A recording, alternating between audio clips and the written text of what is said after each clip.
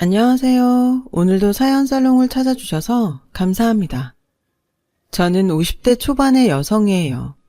요즘 말하는 흙수저 집안에서 자라서 중학교 때부터 동네 세탁소에서 세탁 배달로 아르바이트를 하며 학교를 다녔어요. 그러지 않으면 참고서나 볼펜 살 돈도 없었거든요.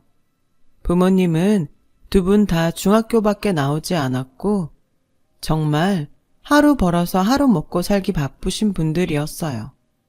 그래서 저는 아르바이트를 하면서도 악착같이 공부를 열심히 했죠. 그것만이 제 살 길이라고 생각했거든요. 덕분에 저는 좋은 성적으로 서울에 있는 대학에 들어갈 수 있었고 4년 내내 장학금을 놓치지 않았어요. 영어, 수학 과외로 돈도 벌었고요. 그걸로 집에 생활비도 보태고 제 용돈도 썼죠. 명절 때 집에 내려가면 엄마는 그런 제게 늘 미안해 하셨어요. 너처럼 똑똑한 애가 부모를 잘못 만나서 고생하는구나. 요즘은 미국이나 캐나다로 어학연수도 많이 간다는데 수연이 너라면 가서 충분히 잘할 수 있을 텐데 정말 미안하다. 아니야, 괜찮아. 해외로 어학 공부하러 가는 거 그거 진짜 돈 많은 애들만 가는 거야. 라며 제가 오히려 위로를 해드렸죠. 저희 부모님도 집안 형편 때문에 공부를 못했던 거지 공부를 좋아하셨어요.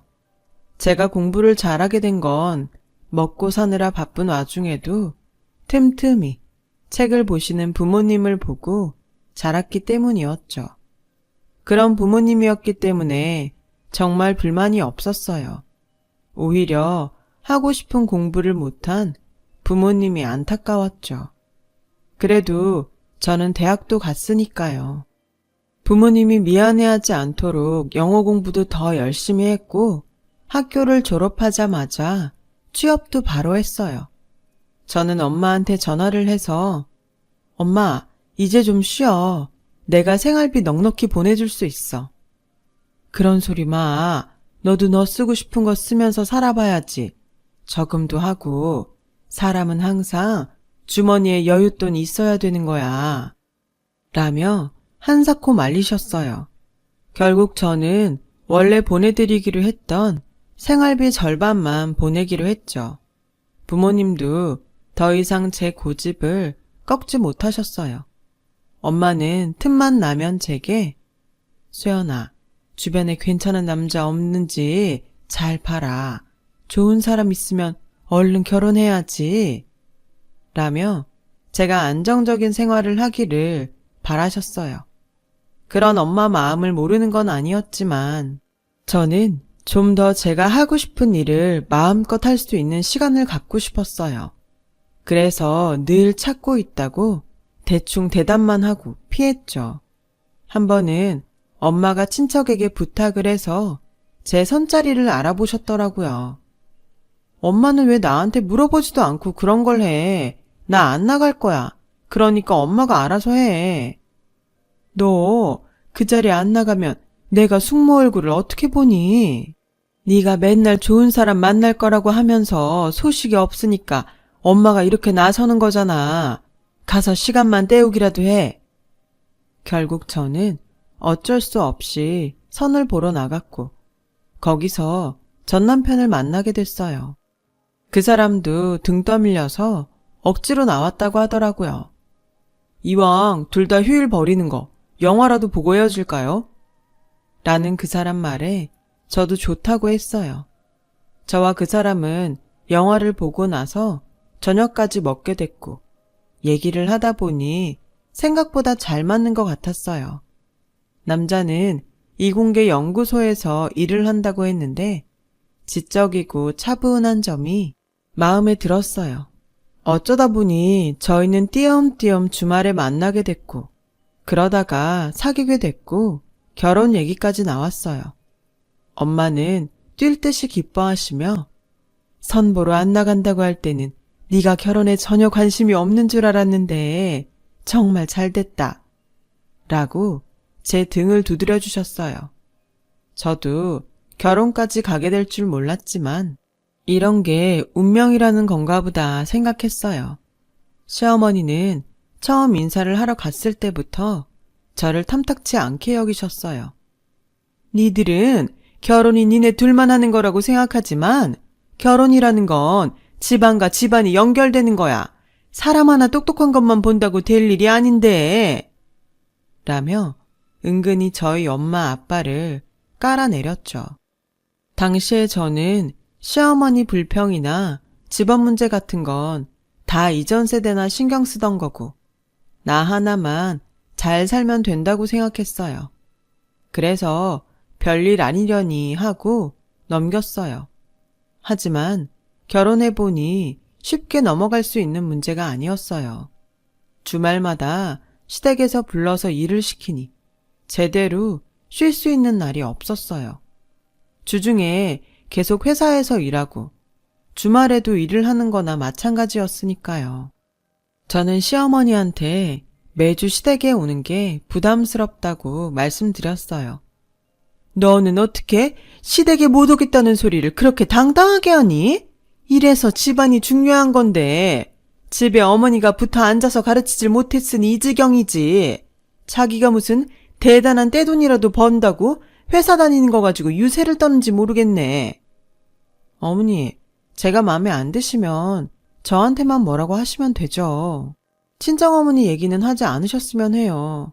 저희 엄마 누가 뭐래도 열심히 사셔서 저 이만큼 키워주신 분이세요. 이렇게 한마디도 지지 않고 따박따박 말대답을 하니 너한테 무슨 말을 하겠니? 이래도 니네 애미가 널 잘 가르쳤다고 말할 수 있어? 아유, 머리야.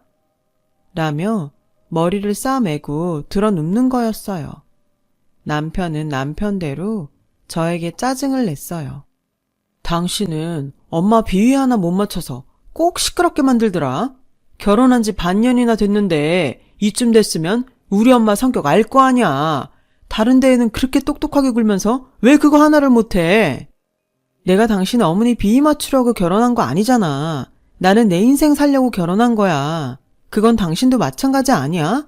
근데 왜 당신 어머니 때문에 이렇게 우리 생활이 불편해져야 되는 거야? 당신 어머니? 지금도 당신 어머니, 내 어머니 그런 거 따지는 거야? 그런 마음이니까 주말에 가는 것도 귀찮은 거야. 엄마 보고 뭐라고 하기 전에 당신 태도부터 고쳐. 라며 싸우기 일쑤였어요. 그래도 시댁일 아니면 둘 사이에는 문제가 없었고 평소에는 잘 지냈기 때문에 시어머니와의 관계만 해결하면 괜찮을 거라고 생각했죠.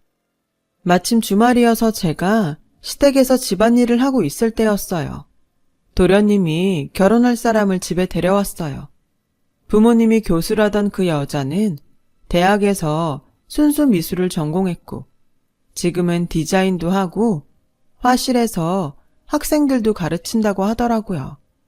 딱 보기에도 온실 속 화초처럼 곱게 자란 티가 났어요. 시어머니는 연신 싱글벙글하며 좋아하시더라고요. 어쩌면 이렇게 얌전하고 곱냐. 우리 성수가 여자 보는 눈은 있구나. 라며 도련님과 셋이 앉아서 웃음꽃을 피우더군요. 그러다가 도련님이 제게 형수, 우리 진아 매운 거 못 먹는데 씻어 먹을 물그릇 좀 갖다 주세요. 그리고 무슨 손님 음식을 이렇게 맵게 해요? 먹는 사람 불편하게. 라고 하자 남편이 듣다가 야, 형수가 네 시중 드는 사람이야? 어디서 앉아서 이래라 저래라 말이 많아. 네 손님이니까 네가 물그릇 갖다 줘. 그리고 매운 걸 못 먹으면 못 먹는다고 미리 말해줬으면 될 거 아냐? 우리 집 식구들 매운 거 좋아하니까 맵게 한 거잖아. 저는 속으로 그렇게 말해주는 남편이 고마웠어요. 그러자 시어머니가 일어나서 부엌으로 오며 됐다. 내가 하마. 이런 걸로 손님 불러놓고 시끄럽게 하는 거 아니다. 이럴 때 집에서 일하는 사람이 눈치 있게 나서주면 얼마나 좋아. 라며 은근히 저를 눈치 주시더라고요. 저는 동서가 될 사람 앞에서 일이 더 커지게 하고 싶지 않아서 아무 말도 안 하고 가만히 있었어요. 나중에 집에 와서 남편에게 시댁에서 편들어줘서 고맙다고 했더니 솔직히 엄마 말 틀린 거 없지. 당신이 좀 눈치 있게 성수한테 재수씨가 매운 거 잘 먹는지 물어만 봤어도 이런 일 없었잖아. 내가 장바다가 일하기도 바쁜데 어느 틈에 그런 걸 물어봐. 당신은 시댁에서 무슨 일 있으면 꼭 나 때문에 생긴 것처럼 이런 식으로 말하는데 자꾸 이러면 나 그냥 아무 말 안 하고 시댁 안 갈 거야. 일은 일대로 하고 문제 일으키는 사람 취급받는데 내가 더 잘해서 뭐 하겠어? 그리고 당신은 나처럼 우리 친정 가서 일해. 왜 나만 주말마다 효도해? 당신도 똑같이 해야지. 라고 하자 남편은 그제야 입을 다물더군요.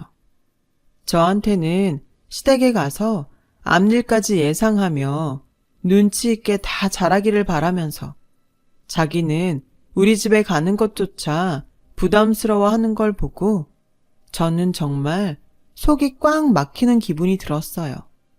친정엄마는 제가 연락하면 잘 살고 있지? 나는 너만 잘 살면 된다. 다른 거 바라는 거 없어. 친정 자주 못 온다고 서운해하지 말고 이서방이랑 잘 살아. 그러면 돼. 라고 하시니 시댁 일도 남편과의 갈등도 얘기할 수 없었어요. 지금까지 힘들게 살아오신 친정 부모님한테 제 문제로 걱정 끼치고 싶지 않기도 했고요. 모든 건 저 혼자 풀어나가야 할 숙제였어요. 도련님이 결혼하고 동서가 들어오긴 했어도 제가 시댁에 가는 시간이 줄어들지는 않았어요. 걔는 몸도 약하고 창조적인 일을 해야 하는 애잖니. 그런 일을 하는 애들은 충분히 쉬어줘야 다음 일을 할 수 있다고 하더라. 네가 형님이 돼서 그런 걸 이해해줘야 어른이지. 안 그래? 라는 시어머니 말에 억울하기도 한데 무슨 말을 해야 할지 모르겠더라고요. 그러다가 저와 동서가 비슷한 시기에 임신을 하게 됐어요. 저는 이때만큼은 제가 쉴 시간이 필요하다고 생각했어요. 어머니, 제가 입덧이 심해서 음식을 잘 먹지 못하다 보니까 체력이 많이 떨어졌어요. 병원에서도 안정을 취하라고 했고요. 제가 창조적인 일을 하는 사람은 아니지만 매주 시댁에 오는 건 무리일 것 같아요. 네가 그런 말 할 줄 알았다. 너는 내가 네 사정 몰라준다고 생각하는 모양인데 나 그런 사람 아니다. 안 그래도 좀 쉬라고 하려고 했어. 앞으로는 한 주 걸러서 와라. 아니요, 어머니. 저 당분간은 주말에는 친정 가서 쉬었으면 해요. 안 그러면 제 체력이 못 버틸 것 같아요. 아니 그러면 성준이 밥은 어떻게 하고? 주말에 한 번 정도는 그 사람이 챙겨도 괜찮아요. 어머니, 웬만한 건 제가 다 해놓고 갈 거고요. 참 너도 별스럽다. 나 망가진 애 가진 것도 아니고 둘째는 아무 소리 없는데 왜 너만 유난인지 모르겠구나. 어머니, 동서는 지난주부터 아예 친정에 가 있다고 하던데요. 혹시 서방님이 얘기 안 하셨어요? 라고 하자 시어머니는 그제야 아무 말도 하지 않았어요. 시어머니는 못마땅해서 어쩔 줄 몰랐지만 저는 두 눈 딱 감고 제 주말 휴식을 챙기기로 했어요. 남편은 친정에 오는 게 그렇게 부담스러운지 어떻게든 오지 않으려고만 했죠. 당신 집에 올 때 내가 꼭 데리러 가야 되는 건 아니지? 택시 불러서 타고 와. 그게 더 편하잖아. 당신은 그렇게 우리 집에 오기 싫으면서 나 시댁 가는 건 아무렇지 않나 봐. 당신은 우리 집 가는 거 불편했어? 말을 하지 그럼. 나는 말을 안 하니까 몰랐지. 라며 변명하기 바빴어요. 그러면서 시간은 흘렀고 산딸이 돼서 회사에 출산휴가를 냈어요.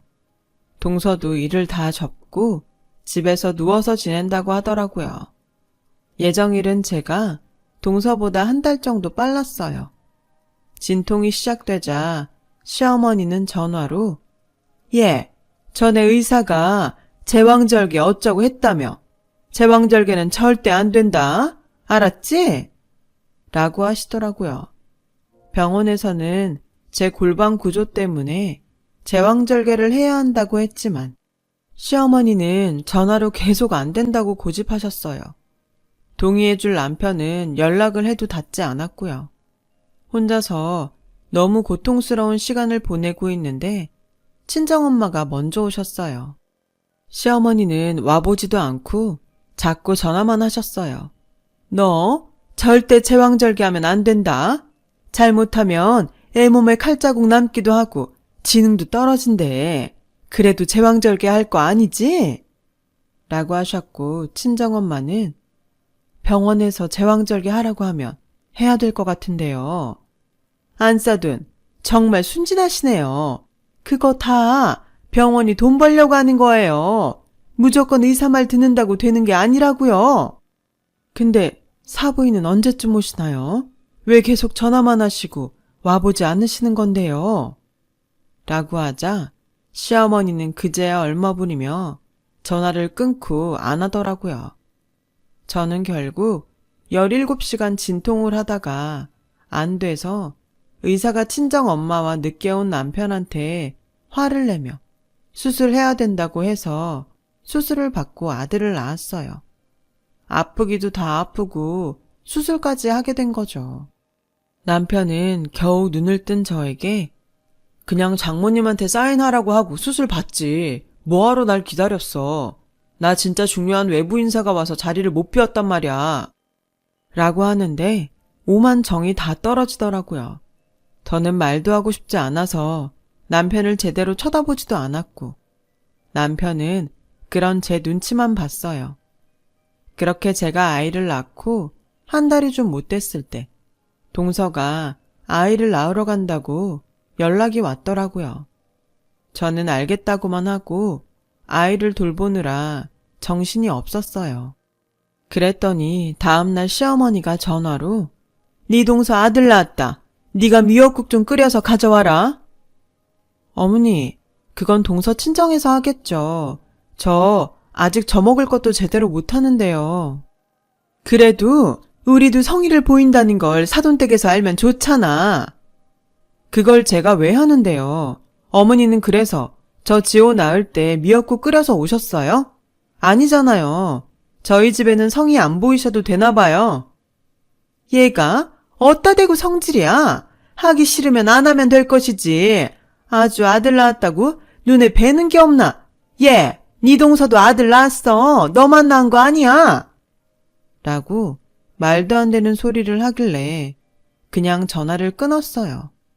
그리고 남편이 퇴근해서 정말 기가 막힌 말을 했어요. 재수 씨도 제왕절개 했는데 깨어나서 그렇게 힘들어한다네. 몸이 약한 사람이라 다들 걱정이 많아. 그 제왕절개 어머니가 해도 된다고 하셨어? 뭐 별말 없었나 보던데 성수가 제왕절개 할 거라고 하니까 알아서 하라고 했대. 저는 온갖 서름이 밀려와서 눈물이 터져서 당신도 그렇고 어머니도 정말 너무하네. 나는 의사가 제왕절개 그렇게 해야 된다고 하는데도 못하게 하고 당신도 내가 아이 낳고 몸이 어떤지 묻지도 않더니 아주 동서한테는 걱정까지 하고 제왕절개도 하고 싶은 대로 하라고 하고 어떻게 이렇게까지 차별할 수가 있어. 우리 집이 동서네보다 못한 게 내가 이런 대접을 받을 일이야? 라고 쏟아내니 남편은 놀라서 아니, 당신은 평소에도 몸이 건강했잖아. 그러니까 아무 말 안 했던 거지. 당신 내 남편이야. 내 남편이면 내가 건강해도 아이 낳고 괜찮은지 물어봐야 맞는 거 아니야? 어떻게 자기가 연구소에서 바빴다는 핑계만 대고 왜 엄마 사인 받고 수술 안 받았냐고 그런 말을 할 수가 있어? 아니, 그게 기분 나빴으면 그때 얘기를 하지. 지금까지 꽁하고 있었어? 당신은 이러니까 안 되는 거야. 저희는 그날 크게 싸웠고 저는 이혼을 결심하게 됐어요.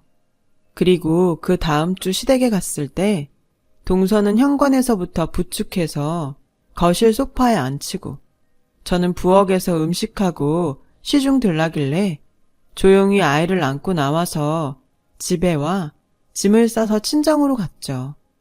제가 이혼 서류를 보내자 시어머니는 제가 먼저 나갔다며 절대 위자료를 줄 수 없다고 길길이 날뛰었어요.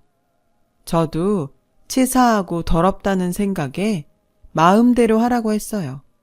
친정엄마는 속상해하시며 네가 아무 말 없다고 잘 살겠거니 하고 내가 너무 무심했다. 그런 말 마, 엄마. 엄마는 나한테 할 만큼 했어. 저는 아이의 앞날을 위해서라도 더 번듯한 직업을 찾아야겠다고 생각했어요. 당시에는 회사에서 출산하고 이혼한 여성들을 곱지 않게 봐서 제가 얼마나 더 다닐 수 있을지 감이 안 오더라고요. 저는 회사를 다니면서 정말 악착같이 변리사 공부를 했습니다.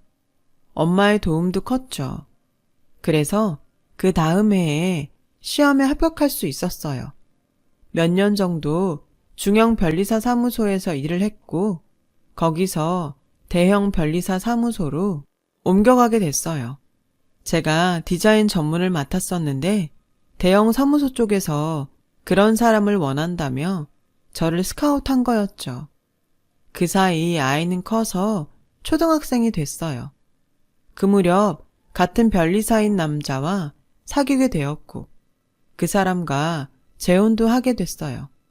다시는 결혼 안 한다며 일을 갈았었는데 그 사람도 이혼을 해서 서로의 처지를 잘 이해했었거든요.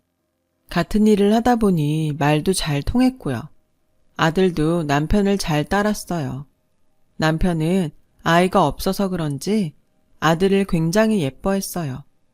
그렇게 지내던 어느 날 느닷없이 전화 한 통을 받았어요. 전 남편이었어요. 당신 변리사 됐다며? 우리 연구소 특허 문제가 생겨서 그러는데 당신이 좀 봐줬으면 해. 아무래도 모르는 사람보다는 아는 사람이 낫잖아. 아는 사람? 모르는 사람보다 못한 아는 사람도 있는 거예요. 나한테 전화할 생각을 다 하다니 참 대단하네요. 그리고 반말하지 마세요. 라고 전화를 끊었어요.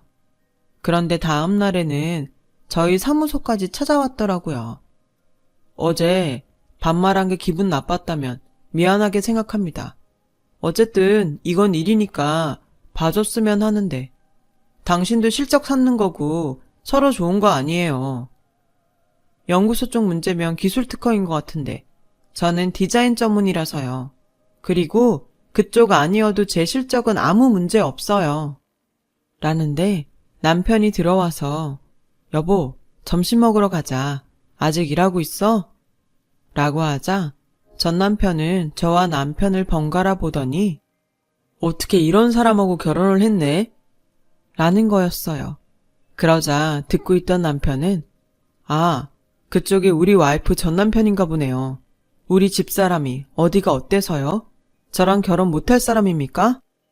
라고 하자 그 사람은 당황해서 얼머부리고 사무실을 나갔어요. 그렇게 며칠이 지났는데 집 근처에 시어머니가 와 있더라고요. 저를 보더니 얘, 너 신수가 훤해졌구나. 이제야 네 팔자가 펴나보다. 라며 친한 척을 하더군요. 어떻게 여기까지 오셨는지 모르지만 바쁘니까 비켜주세요. 라고 하자 전 시어머니는 저를 붙잡고 얘, 그러지 말고 우리 성준이 좀 살려줘. 니네 회사가 이쪽에서 제일 크다며. 그럼 너 아니어도 특허 문제 잘하는 사람들 있을 거 아니야. 성준이가 남의 기술 베꼈다고 누명 쓰게 생겼어. 그러면 정식으로 상담 요청하세요. 이렇게 무작정 집까지 찾아와서 이러시면 안 되죠.